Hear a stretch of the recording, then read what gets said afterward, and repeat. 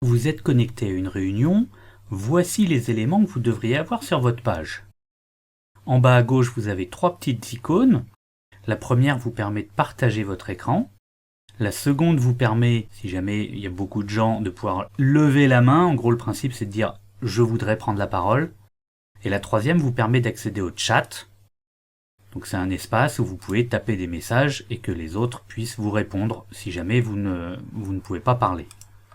Vous avez ensuite ici en bas 3 petites icônes. La première, c'est pour l'activité de votre micro. Là, on voit qu'actuellement mon micro il est noir, donc il est inactif. Vous avez aussi la possibilité d'accéder aux paramètres du micro. Donc on voit si jamais sur votre ordinateur il y a plusieurs micros lequel utiliser. Et de la même façon, s'il y a plusieurs enceintes, vous pouvez choisir. Vous pouvez faire test et il fera un son pour vous montrer si l'enceinte fonctionne. Vous pouvez raccrocher la conversation. Vous pouvez activer ou désactiver votre caméra. De la même façon, vous pouvez cliquer ici pour avoir des infos sur votre caméra.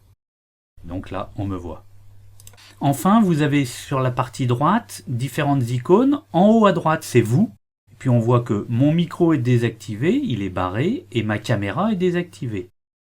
Enfin, il y a une petite info intéressante. Il y a une petite icône qui peut être verte si tout va bien, jaune ou rouge si votre débit n'est pas extraordinaire, et gris si jamais la connexion est quasiment coupée et que votre débit est trop faible. Vous pouvez survoler cette icône pour avoir des infos un peu plus détaillées, et vous pouvez même aller sur montrer le détail pour avoir des informations avancées. Ça vous donne notamment l'état de votre bande passante, combien vous utilisez, etc. Ensuite, vous avez les mêmes informations pour les autres personnes qui sont dans la conférence.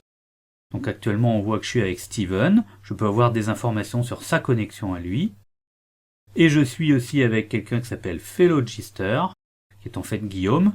Et la petite icône bleue là nous dit que Guillaume est en train de parler. C'est-à-dire qu'en fait, le logiciel détecte que Guillaume parle. Simplement, vu qu'il a coupé son micro, on ne l'entend pas. Enfin, d'un point de vue de la disposition, là on est dans le système par défaut de Jitsi. Quand quelqu'un parle, c'est lui qui apparaît au centre. Vous avez aussi la possibilité de cliquer ici sur les 4 petits carrés pour disposer l'ensemble des écrans à taille égale. Vous pouvez l'activer ou le désactiver. Vous avez une petite icône information ici qui peut être intéressante, qui vous permet d'avoir le lien de la communication. Vous pouvez cliquer ici si vous voulez le copier. Et vous avez aussi le lien téléphonique. On le verra dans la vidéo suivante où je vous dis comment vous connecter si jamais votre connexion est mauvaise. Enfin, dernier point important ici sur la droite, vous pouvez faire plus d'actions, c'est pas obligatoirement nécessaire. Une chose qui peut être importante, simplement de cliquer sur le premier pour rentrer votre pseudo. Il n'est pas toujours rentré par défaut, donc comme ça vous pouvez rentrer un pseudo et c'est comme ça qu'on vous voit au sein de la conversation. Et sinon, si vous faites comme Guillaume et que vous oubliez de rentrer un pseudo, le nom par défaut c'est Fellogister. Une petite chose qui est plutôt bien faite, c'est que si jamais vous parlez et que vous coupez votre micro, le logiciel se rend compte que votre micro est coupé et que vous essayez de parler. On le voit en haut ici, j'ai une petite icône bleue qui est apparue, qui montre qu'il y a du son de mon côté. Et il y a un petit pop-up qui arrive et il y a eu un petit son qui s'est produit qui vous dit « Si vous êtes en train de parler, attention parce que votre micro est coupé ». Alors, autre fonctionnalité intéressante mais qu'il faut utiliser avec parcimonie, c'est parfois il peut arriver que quelqu'un soit connecté et que sa connexion est buggée. Dans ce cas-là, vous pouvez aller ici dans les 3 petits points de la personne et vous pouvez l'exclure de la communication si vous voulez, ou vous pouvez le rendre muet.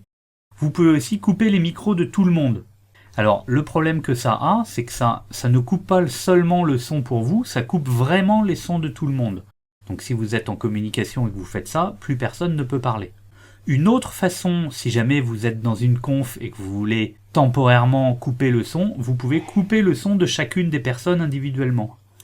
Donc là, par exemple, je peux bouger le son de Steven, et même si Steven se mettait à parler, je ne l'entendrai pas.